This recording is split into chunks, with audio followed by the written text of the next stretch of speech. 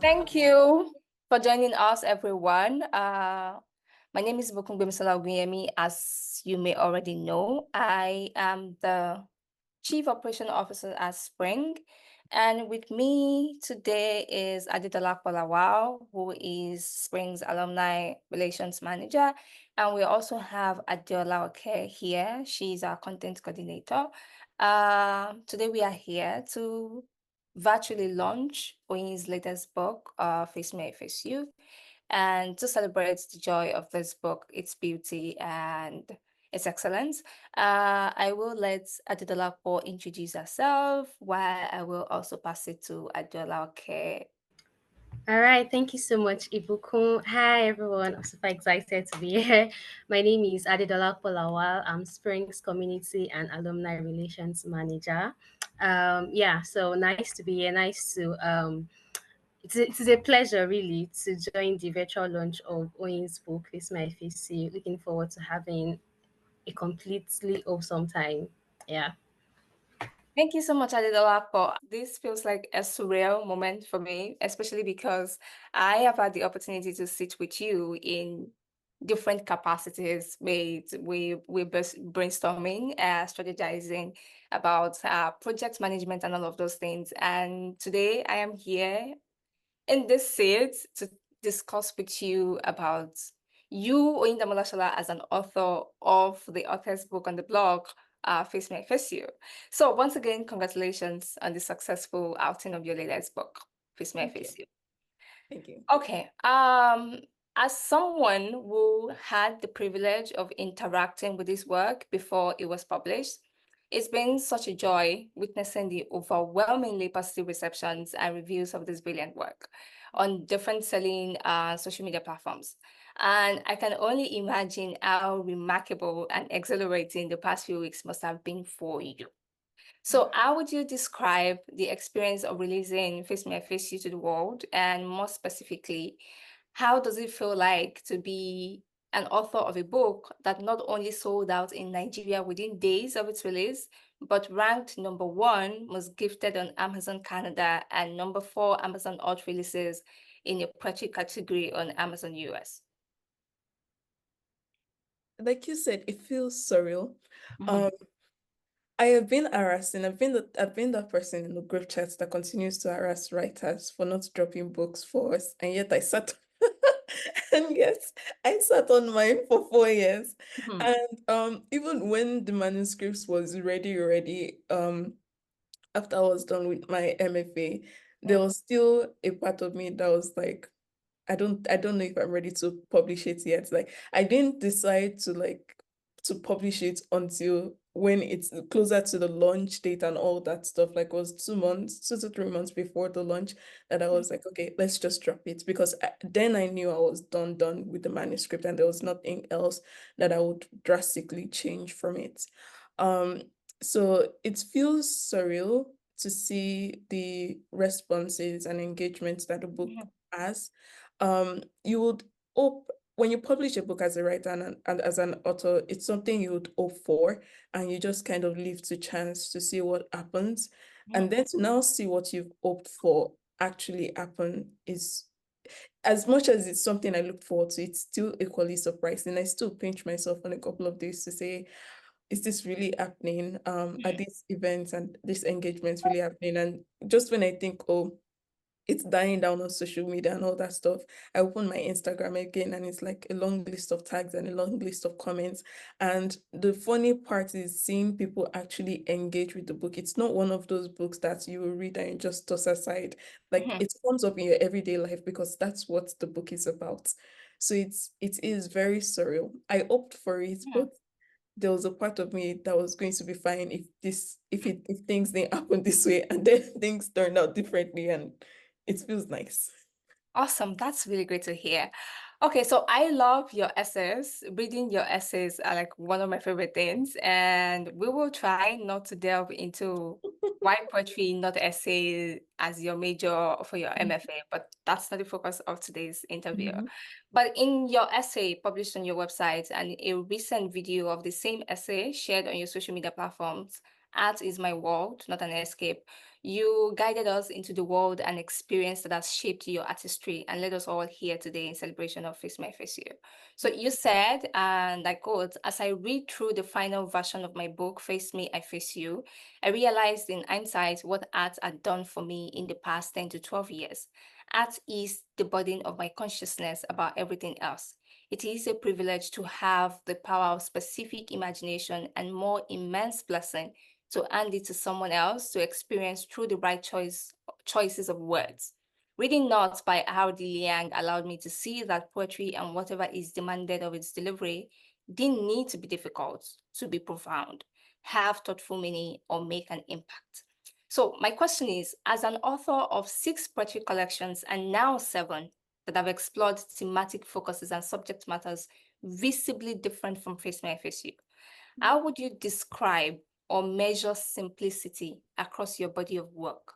In what ways would you say the accessibility of your previous work is similar and dissimilar compared to Face Me, I Face You? Hmm. You're really grilling me with these questions. Fun facts for everyone here. I've not seen the questions, so they're fine. They're fine because it's spring, Um, um, with my previous collections, I think things were different in the sense that my previous collections were more so about following the norm of what I have seen, following the conventional. They reflected the type of poetry that I was reading. They also reflected what I averagely thought poetry had to be. Especially my first book, Art Beats. Art Beats was right out of high school and A level. So it had to have rhymes, it had to be put in stanzas, it had to have all this poetic device fixed and staunched on it. And even when I wrote Face Me, I Face You, the very first few drafts of the manuscript, they followed the core things of poetry writing. And this is why I tell writers, learn the rules before you break the rules. Don't just jump to writing to break the rules. Mhm, Um, I followed everything I knew I would eventually like let loose and change things later, but I followed everything to first see, okay, what would this work look like in this part? And some of the poeticness actually remained up until the end, up until the final versions. And anybody who has studied poetry, when you're reading it multiple times, you will see the poetic devices, the poetic structure and forms in there. So this book is not a rule-less book when it comes to the mhm, genre. So I'll start with that. And then in terms of the theme of simplicity, um, I think the simplicity of this book and the silliness of the humor comes from the reflection of my own personal life. Anybody that has known me for a long period of time, I used to be a very serious person. And then pandemic happened, and not just pandemic, a bunch of things, a bunch of life eating you type of things happened within the past 4 years of writing this book that I got to the point where I was like, I might as well just be myself because it won't hurt at this point. mhm, Like, not being myself hasn't earned me any of the things that I want. So I might as well just be myself in anything that I want.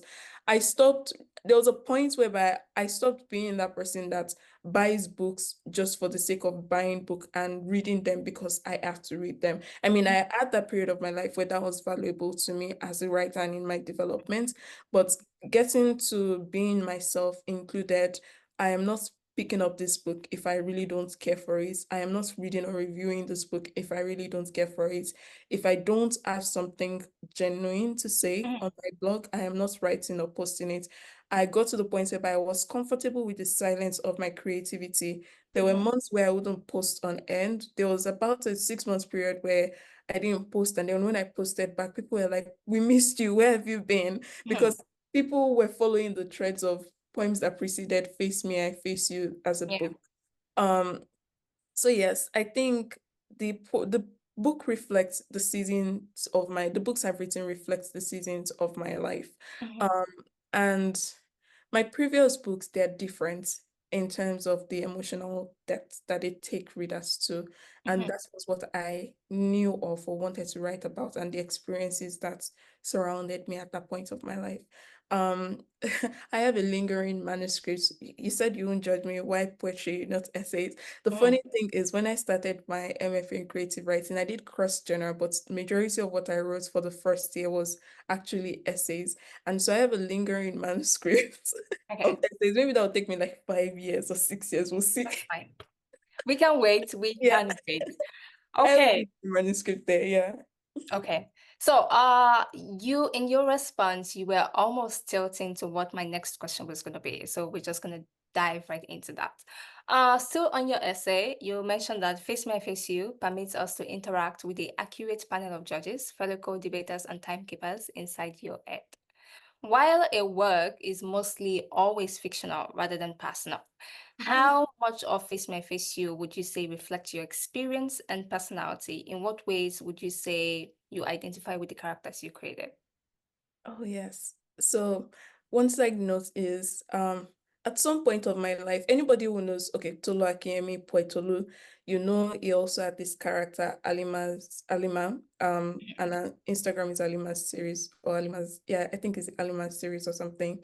At some point of my life, I was actually the person managing the accounts. And so the sarcasm and humor, when I couldn't put that forward professionally, or best believe I did all that I wanted to do with that with that account with my human sarcasm.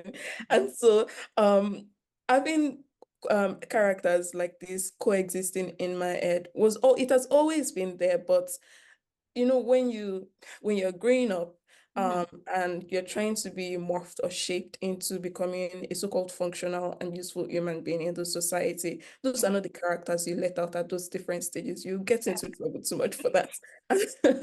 And becoming much older, part of becoming much older is being able to holistically embrace yourself and say, okay, I know I am responsible for the way I am. And Mhm. despite having all these characters, I know when not to unleash them, and I know where to keep them.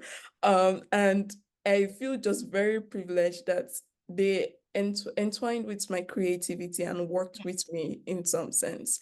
Mhm. And I should also add, these characters are actually not just people inside my head. They're people from daily lives and daily experiences. And this is why this book is relatable and a lot of people enjoyed it, because everybody can point to a Bimpe in their life. Everybody can point to an Auntie Shola in their life that says, Mhm. when will you get married? Everybody Yeah. can point to any of the characters, Brother Samson in their life and say, like, I know this person that does this thing. So it was also equally from observation. The accurate panel of judges was also equally from observation. Awesome. That's really great. Mhm. So Tolu Akinyemi in his forward states that the audience for this book will love it, even the ones who don't like portrait. And the ongoing rave about Face My Face You is an excellent testament to this statement. Many Mhm. people have lauded this book for its impeccable, stunning cover, simplicity in language, brilliant storytelling, refreshing humor, impressive utilization of poetic devices, and most significantly, relatability. Some have also described it as the perfect book for getting out of a reading slump. So how has the reader's feedback and engagement with Face My Face You since its release reflected your expectations for this work? Oh, yeah. Um, when I was writing this book, one of the things I kept in mind was my experience growing up and studying poetry, Mm. and even just reading books in general. And I mentioned this in the blog post that I wrote upon launching this book. I remember reading Lord of the Flies in high school.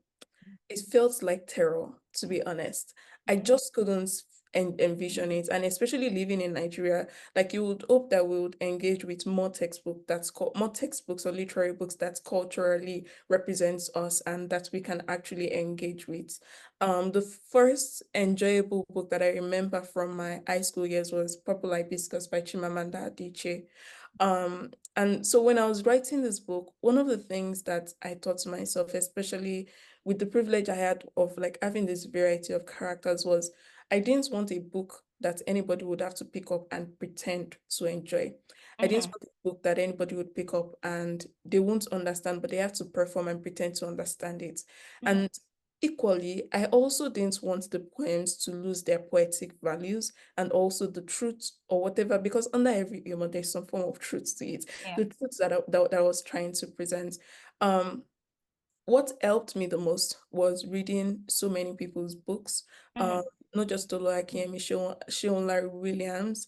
Um, there's so many other books that I read. I still had the stack somewhere around in my room, just studying them. And I wasn't just reading to flip pages. Like I would spend days on end just studying one book, taking notes of, okay, this is what this person did well, this is what that person did well, and that helped a lot. So I am glad that was the outcome when people were sharing their feedback of the book. I couldn't have asked for any, if I could ask for just one thing, it would be that it's a book that introduces people to see that poetry can be enjoyable. Poetry can be that soft entry to, and it can reflect their daily life. They can read a poetry book and say, I understand. And the last thing I will say is, I wasn't always a reader from the start. I grew Okay. up in a family of readers, so you can imagine the oppression going around the house and Yeah. seeing books, and then they are saying that, and then like when anybody wants to insult you, they'll say, "Does the person that read this book So does that's do good. they have to it?" And so like I didn't grow up like actually I didn't grow up loving books. I didn't grow up loving reading.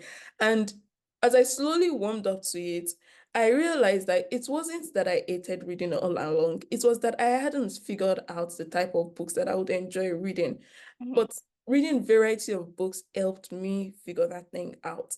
And so when I think of someone who is reading for the first time or who is trying to figure out what type of books they would love reading, I don't think a very dense book would be a great introduction or a great enjoyable experience, which is why the book had to be light. The book started with over 120 pages, cuts down over Mhm. years, over the 4 years, up until the point of the size that it is right now, which was intentional. Mhm. Awesome. I have a feeling that somehow, because you have characters always ongoing in your head. Yeah. Maybe your characters showed you my questions, but we're not gonna go to that side. So talking about Face Me and Face You, one thing has remained undeniable since the publication of Face Me and Face You, and that's the thoroughness and intentionality that define this work in content design, production, and marketing. So Mhm. in Art is My World, Not an Escape, I'm sorry, I keep referencing that essay because it's like the prelude to what you've given us and you wanted us to understand the context behind it. So Mhm. you mentioned that what we have now to be a 64-page collection used to be bigger and Mhm. is the result of 4 years of writing, revising, editing, and renaming. Yeah. So please tell us what the process of writing, arranging, selecting, illustrating, and collating to the point of publication was like for this book. What were the projections, like aspirations and priorities that shaped every decision you made for this book? Mhm. That's such a great and detailed question. So where the book started from was me posting a very silly, sarcastic poem on social media and just letting like all hell loose regarding that poem and just seeing the comments. And when I saw people engaging, I was like, wait, you people think this is actually good. I have tons more inside my Like, head. And then everywhere I go, I'll take my phone along. I have a WhatsApp chat that is just me in it. And so anytime I'm thinking of something, an idea or a full poem, I'll write it in there. And even building my confidence up until the point of writing a fuller anthology, what I would do at some point was I committed to posting every Saturday. And Saturday is like a perfect day to post a very gisty, gossipy type of poem, something Mhm. that would ginger everybody for the weekend. Yeah. Um, and I knew that as an introvert, I don't enjoy doing social media too much. So I was like, in one of my very first posts, I announced that I will be posting every Saturdays. And so the people that were engaging with me, they knew, and people would actually be waiting. There are some Saturdays that if I delay 30 minutes, people will send me messages and DM to say, ma'am, where are you? And it got to that point. So that kind of prompted me to be writing. The knowledge that people were expecting something from me on Mhm. Saturdays prompted my brain to be active throughout the week to keep on writing. So Mhm. even if the poems didn't make it on social media, it was good material for the book. And so I started, of course, at some point, gathered everything into one anthology. It was first named Alima Diaries. That was the very first title. Um, And when it was named Alima's Diary, I was like, okay, this is a nice start, but I know this isn't it. So I kept on editing and reworking and editing and reworking. And around that time, I had gotten admission into my MFA for creative writing.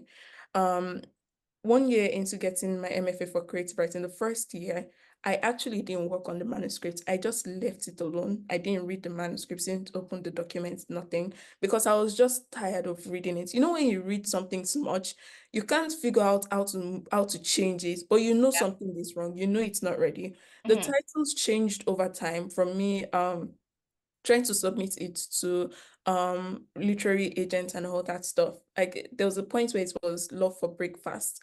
And then when my thesis advisor started working on it, they didn't even them didn't have all the solutions all at once. It was like different times of revisions. Okay, move this here, move that here, move this here, move that here. And in conversations, we started to figure out what was working. The title became face to face at some point. I was debating between face me and face you because I was like, face to face is very short.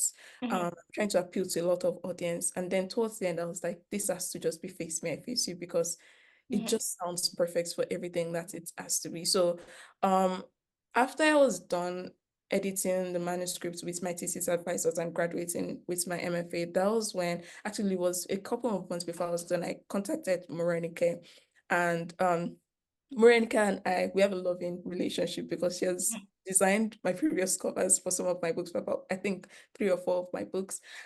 I shared the manuscript with her. And I need to give props and shout out to Morenica because it's one thing to just design just any random thing, but to intentionally customize these designs to fit each poem, to fit the character, to fit the placement. It was strategic. Our analysis was strategic to say this is what has to be here because of why. And I mentioned that to say when you're working with illustrators or anything for your book, you want it to be people that have your best interest in mind. It was as though this was a book as well. So thank you very much to Morenike because the cover, the illustrations made the book and the idea come alive. And even with the cover we have now was never the first initial cover. There were like 5, 6 drafts in between. We'll go back and forth. Even if we'll go back and forth. It's okay. This has to move. That has to move. This has to move. That has to move. So I say all that to say it's never a perfect idea never comes to you at the beginning. It's always scrappy. You can edit a bad poem, you can edit a bad book, but you can't edit a blank page. So just start writing, start from somewhere, and then work your way through and take your time with it. That was what the process really looked like for me. Very scrappy, but eventually worth it. Thanks for sharing. As you were talking, I was thinking if this were to be a spoken word poetry performance, I would be tapping my fingers and be like, okay. Because the bars were eating and you were dropping the gems. Okay, so let's talk about my favorite thing about this book. It's the allusions, the puns, the double entendres. Like one thing I Face You did was draw heavily from popular culture and music to critique and comment. If you look at Palava, How I Got This Wing, Water and Gary, Dancing Reggae to My Blues, and Assurance, those are examples. So notably, this book is one of a kind in that it also has a whole playlist. Why was it vital for you to have this in place? And how crucial is the role of music in your creative process? Also, would you say this was different from your other books? I know it was different, but the creative process of creating this body of work, how does that apply for you? I've mentioned in several of my other interviews and anywhere I write about this book, I will always mention my mother because she's a central part to who I am. She's a central part to the lives of my life and that of my siblings because the way she raised us was just very cultural and very artistic. Like, African mothers, they'll never let you forget your culture. Saturday morning, music blasting, Fuji, cleaning the house and all that stuff. That was the vibe. And even going to church or even sitting in a car driving, she would be blasting songs. And music was just something that carried us through wherever we were, regardless of the situation or regardless of the issues or anything we're facing. Music was the thing. Even in joyous moments, music was the thing. It was an outlet. And so when I was writing the book, I was always like listening to songs. Like it helps me just to think sometimes, or even while cleaning. Even if I'm not listening to music while writing, like while cleaning, while doing chores, I'm always listening to music just to stay engaged. Um, I started to realize that um Nigerian music, and even not even just Nigerian music, African music in general, the best albums thrive because they told a story, Mhm. or even just the best songs thrive because they told a story. And then I listen to Fela a lot.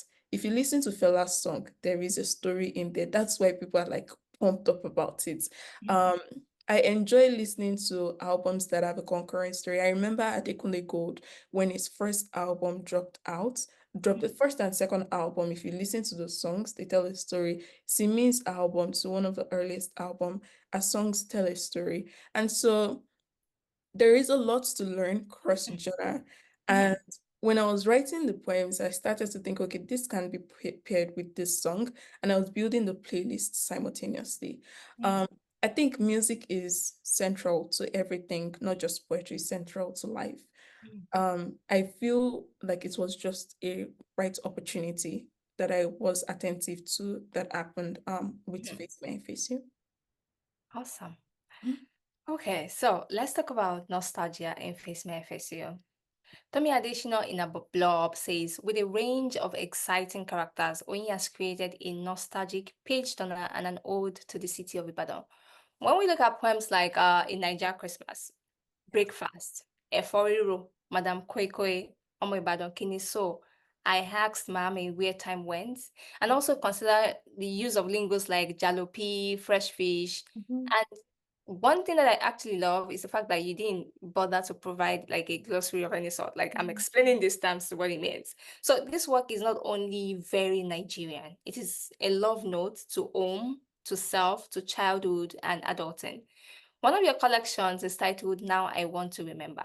Mm. And consider that you've been away from Nigeria for so long. How much would you say you are trying not to forget in Face Me I Face You? Been putting my head is like drag me. Just drag me. Um, I've not been home for about 10 years now. And I- the the limitations of not being home has primarily been like school and a lot of things going on, and a lot of commitments simultaneously. I miss home a lot. You can definitely tell the difference. No matter how long you live somewhere else, home will still be home, and you can tell the difference, whether it's in food, the memories, the music, the engagements that you have with people. Even my Yoruba, sometimes when I speak it, I'm like, dang, it's not like this, it's not the same Mhm. anymore.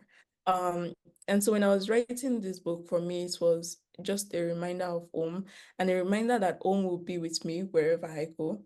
Mhm. And even if it takes a little bit longer, there are still ways that I can engage with the culture without still feeling lost. So this book was also a nostalgic experience for me as well.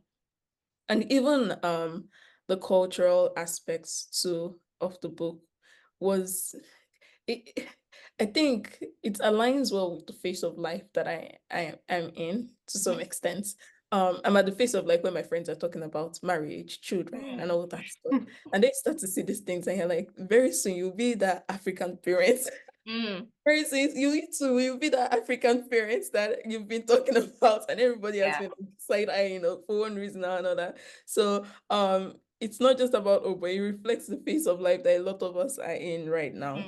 Mhm. I've kind of gone off trail from your question. So can you That's repeat the fine. last part? Okay. It's still Okay. with it. Because I was like, you wrote a collection, Now I Want to Remember. And I know that the focus of that collection was basically about love and other things. But when you look at certain specific poems, like in Niger Christmas, I think that's one of the Yeah. most nostalgic poems in the collection.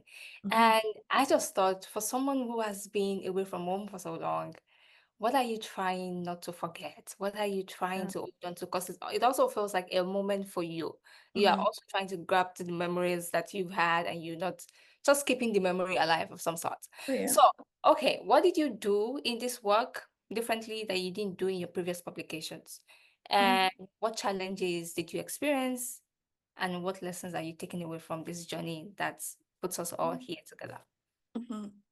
I will tap back into the question that you repeated and then go into the new question. Mhm, For now, I want to remember mhm, uh, where it relates and doesn't relate is that what that title meant for me personally. So I had been out of relationships for a while before I wrote that book. And mhm, it was just because of past negative experiences with relationship that I'm the mhm, type of person that out of sight is out of mind. If I mhm, want to forget something, I will forget it. mhm, And that was my intention with relationships before I wrote that book. And even when I wrote that book, I was in a relationship with mhm, someone. And when I wrote the book, it was like, okay, I am finally willing to surrender to love and remember mhm, all the feelings that come with it. Now I want to remember. Um, and even with Face Me, I Face You, where it ties to it is, I think, for anyone who, in quotes, Japa, when you move from Nigeria to mhm, a foreign country, there is one part of you, as much as you want to carry a lot of home with you, there's one part of you that sometimes feels like there are certain things about home. Home can be improved, and there are certain things, areas of improvements that home has that I want to yeah. forget and just leave behind.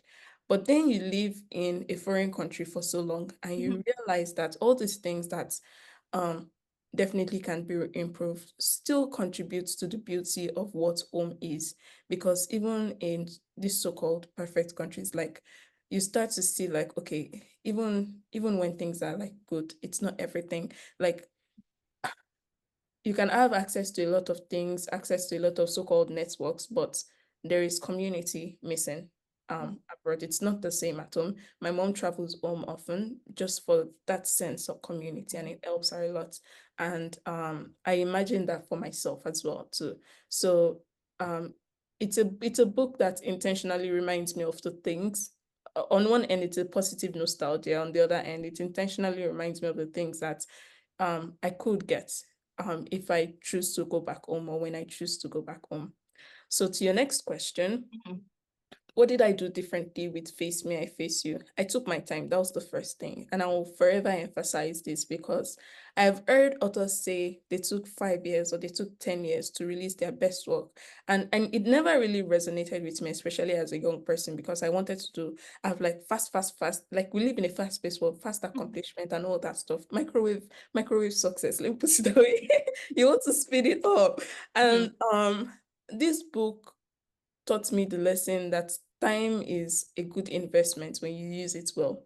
mhm, I remember Kukojo Samson, his book that won the GTB prize, I think a mhm, couple of years ago. They mentioned it somewhere that it took him about 5 years to write the book. And I kept thinking to myself, like, I think, why would it take someone 5 years or more to write the book? Or like, it didn't make sense to me until I encountered this book. And then the other thing was, in pre-publication of the book, mhm, I knew the mistakes that I had made as someone who mentors others, like and having to write like guides. mhm, Also, there's a publication I've taken it down for now, but I think Spring Writing Fellowship mentees and mentors have access to it. It talks about 20 questions you should ask yourself before publishing a book. mhm, When I wrote that article around 2020. When I wrote that article, it was also post being an editorial intern at different top publishing companies, and really now seeing from the inside what these publishing companies are doing right to set books and authors on the right path. When I wrote that article, I told myself I am not publishing anything else full book wise until I'm able to answer these questions for myself and then create a roadmap to prove to myself that, okay, I've really given everything that I have to make sure this book is a success. Because my previous books, I have literally you just publish, post on social media and think, okay, maybe a publisher will pick up, maybe it's become bestseller by chance, maybe so many yeah. people buy it. No, this book, I was like, I'm not doing that with this book. I will create a plan. I Mhm, also asked for help, which is something that I didn't do a lot of in for my previous book. Um, and I'm not just talking about editorial help. I'm talking about, okay, I am confused. What should I do? There was a day I had like a 1 hour conversation. I feel privileged to have this personal engagement with people like Tola Kiyemi, Poetolu. mhm, Like I had almost a 1 hour conversation of, I can't figure out the marketing strategy for this book, but I know I don't want to do the regular thing that authors do where they'll post their bio in the first picture, post about the book, then post blurbs about the book, and then what else? Then they will not post poems about the book. I was like, I don't want to do that, but I can't figure out what I have to do. And we had this long analysis of scenarios of different advertisement strategies that he had done in some of his work, Okay. and not just book-wise, but different projects. And even we didn't come to a conclusion or a solution then, but Mhm. it was a nice shift of perspective to say, okay, it's all right that I am thinking the way I am thinking, and I'm questioning the fact that doing previous things or following previous patterns haven't worked. So it's all right if I want to try something new. Okay. So I will say those are the things that I did differently with Face Me, I Face You. I took it a little more seriously, like it was my business this time around. Amazing. I think in a way you sort of summed up what my last question would have been. I mean, usually when something is coming to an end and it's like, what advice do you have for someone who is trying to do something? But yeah, maybe I would still ask that. But I think my second to the last question, because we still need you to read and I'm slowly peeping at the time. What was your favorite thing about creating this work? And this is what I mean. What was the easiest poem to write? Oh, and what was the hardest to finish in the collection? And which character did you enjoy creating the most? Okay. You asked the question. What's the first part of the question? What was your favorite thing about creating this work? Okay. My favorite thing about creating this work Mhm. is collaborating with Morenike to Okay. bring the cover alive. Mhm. Like I had previous drafts of me trying to try out designing a cover. It didn't work. Mhm. And when she started the process of designing, Marinka and I have this relationship whereby I let her do what she wants to do. Like I Mhm. take my hands off. Like I only say, okay, I prefer this over this when she gives me comparisons, and then I let her move it forward. And there is something I realized about the value of one's creative process when there is little to no interruptions, or like when there is no obsession over like over managing Mhm. someone's creative process. Um, that's the best thing for me. The cover, I couldn't have asked, like, this is the best. And I'm not saying this because I'm the author. This is the best cover that I've ever seen that fits a book title. Mhm. That fits a book title hands down. And then best, easiest poem and most difficult poem to write. Easiest poem to write was the first poem in the book, How I Got This Ring, because Mhm. I taunt my mother almost every day. I have to add spice to her life, because if I don't, who will? Okay. And so Yeah. the poem captures this very loving and silly relationship that I have with my mother. Um, and then the most difficult poem to write was the last poem in the book, Breaking Up with the Moon. And I shared this on my blog a while ago. That poem I wrote in a period where I lost my job. Mhm. And that day I cried all the way to class, because my brain is still like, I still have to go to class regardless of whatever is going on in my life. I paid tuition, I have to show up. And Yeah. the professor gave us a prompt. I can't remember what the prompt was or is right now. He gave us a prompt. That poem came, like I wrote the poem, and it ended up going through several revisions. And the poem captured how there was a lot of things I used to worry about before I lost my job, like all this minute thing, like which Mhm. milk should I get, like what's the size, like you wake up in the morning, you look at your face, acne, you look at your body, I want small waist, big pom pom, you look at everything else, and it's like, and I lost my job, and it's like all those things Mhm. became background noise. Mhm. And I started to see in that moment what truly mattered in my life. Mhm. And when I thought a little bit much deeper, I realized that I missed the innocence and simplicity of life. And the best way I could capture that was, as a child, when we were driving home and I look out the window, I would see the moon and I would think it was following us home. That was the Yeah. best imagination of simplicity and innocence for me. Mhm. And as an adult now, especially as an introvert, I can't tell you the last time I saw the moon, because I am always inside my house by 5 p.m. and then my windows shut and open my window seat, remote work. And it's like you're missing nature, you're missing a lot of things about life. So it was the most difficult poem to write, but it was a perfect poem to end the book, and a well-deserving one. Hmm. So what character did you enjoy creating? Oh, Binkwe, of course. Who else? Binkwe, period. Okay. That's not surprising. That is absolutely not surprising. So I think I'm going to ask my last question and allow you read three poems to us before we take questions and wrap things up for the day. As an author and someone with experience working in the publishing industry, what advice do you have for writers who are planning to be authors soon? How would you suggest they approach publishing their first, next, or latest work? Oh, sure. I think first learn the different types of publishing options that you have to you. Don't just rush into one publishing option. Second, your family members are not your customers. I had to learn that the hard way because you publish book, you think, I have 67 family members. They're all going, nah. If you remove your family members from the equation, who else do you actually have to buy a book? And then the third thing is, I was sharing this with someone recently that one of my biggest realizations in turning at a book publishing company was that book publishing companies were in it for the money, and rightfully so, because they have a business to run, they have staff to pay, they have production to manage. And many authors publish or write books out of passion. Can you when you're done with the book and you're done, put the book aside and ask yourself, what's this book worth? And how can I help someone else that I want to be responsible for printing, selling, and marketing my book see the same value that I have seen in my book?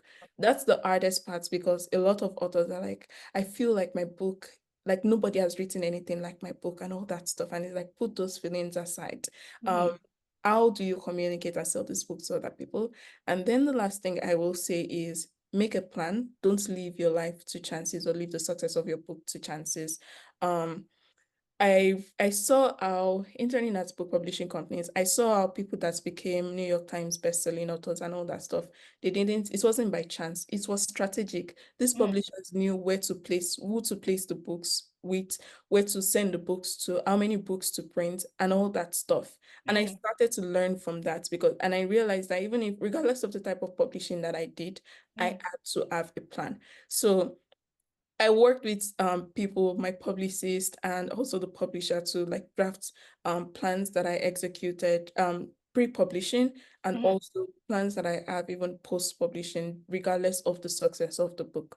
And I have people that are keeping me accountable to it. So that's the last thing I will say, which is surround yourself with people that keep you accountable to the things that you have to do to get your life to the way you would like it to be. Accountability matters a lot. Thank you so much, Oyi. This has been amazing and fun. And honestly, this has been great. So we're going to let you read three of your poems to us, and we'll take a few questions and we'll wrap up for today. Take it away, Miss Shola. So before I read, if you want to post in the chat, if anybody has any poem request, feel free to post it. I'll read the first two requests that I see, but I'm going to pick a poem to start with. I love the poem titled "We Have Never Seen God." It's a shady poem. Because I actually wrote this poem to throw shade at someone, someone that I knew. But what's funny is the poem bounced back at me, because after releasing this book, that same person took a picture of that poem and sent it to me. I said, "Where is your man that you're hiding?" and I had to account for that. I was like, touche. Okay, so we have never seen God, but we have seen the majesty of a cloud, the gaze of a seducing moon, stars winking like eyes in the sky, and heaven teasing closeness although far. Bingpe, we have never seen your man, but we know he wears a gold wristwatch with a time setting for England, long beard, and a bald head. Again, on your status this Friday, you teasingly share 2 glasses of wine and plates ready to dine. His face, blocked by your ringless finger, mocking our curious linger by a tickling woo, table for two with my boo. I really love this poem because of the end rhymes as well. It was very playful. Okay, I love this one too. Love doesn't cost a dime, but where I come from, a man who can't climb the Hyperion to draw palm wine from heaven and dig the earth for tubers of yam larger than Iya Basira's arms, and hunt for a leopard with 5 elephant tusks and cut ashoke directly from Jesus' cloak, and bring sugar, rice, salt, Fanta, Pepsi, and malt, basket of fruits and assorted biscuits from the Queen of England, pay for Alaga Iduro and the song she sings, pay for the past, present, and future, pay for merely existing as a suitor. Such a man is not ready for love. That's one of my favorites. I love Interesting. this poem because there were some parts where that had end rhymes, and the Yeah. structure of the poem was supposed to mimic something long like a tree because it mentioned an hyperion in it. Mhm. Let's see if there's any more requests. Okay, I will choose the last poem then. Oh, let's do Omo Ibadan Kini So. Yeah. For the Ibadan folks in the house, this one is for you. Omo Ibadan Kini So. I was tasked to describe the treasures of Ibadan. At first, memories of Mama Kwes Amala served with a jungle of meat and abula sunk in a 555 stainless steel bowl burnt into my finger-licking soul. But all I could think of was you, Folake, and how the strokes of your long eyelashes can turn Ibadan's brown roofs into silver and cleanse its streets like Christ did our sins. Although you wash your tongue into tasteless accents, Ibadan clings to the home of your mouth, and its aroma seduces the atmosphere's whistle when you call kushin, kusin, and chicken, chicken. Folake, I was tasked to describe Ibadan's beauty, and all I could think of was you. If a man read this Wow. poem to me, I'm surrendering. Is it no, no, no, like I'm done. Like it feels like a cool shade and the kind of shade that makes you want to love them more. It's Finish.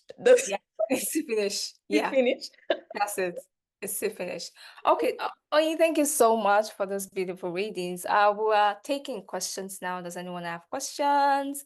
So, Oyin, there is a question for you from Olera Tokotwane. Please, I am sorry if I mispronounced your name.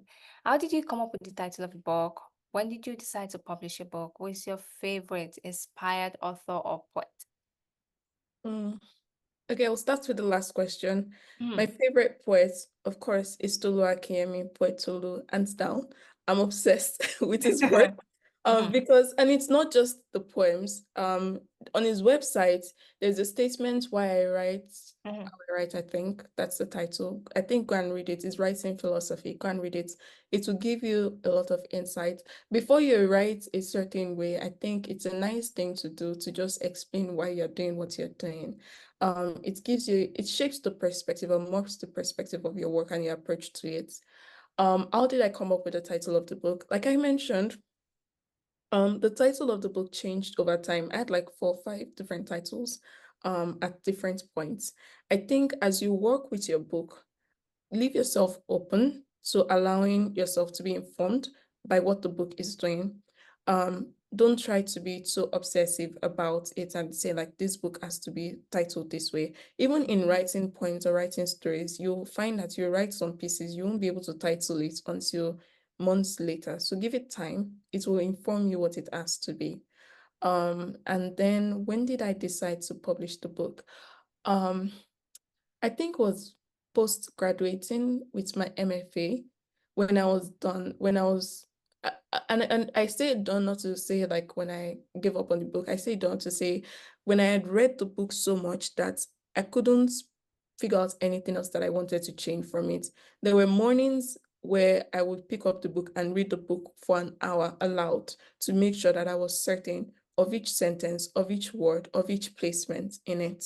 And this happened like repeatedly. So that was when I knew, okay, it's time to go out to the world. I wanted it to go out to the world at a point where I wouldn't feel like taking it back to hide, like I felt for some of my books.